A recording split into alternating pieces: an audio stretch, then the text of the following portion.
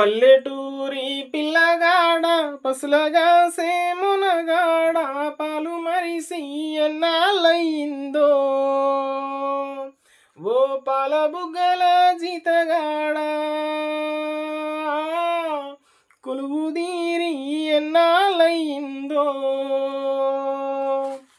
నీకు జీతం నెలకు కొంచెం తాలువరి పిడి కల్తీగాసం కొలువగా సేరు తక్కువ వచ్చిందా ఓ పాల బుగ్గల జీతగాడా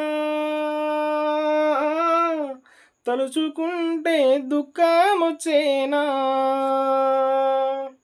పల్లెటూరి పిల్లగాడ పసులగా సేమునగాడ పాలు మరిసి ఎన్నాళ్ళయిందో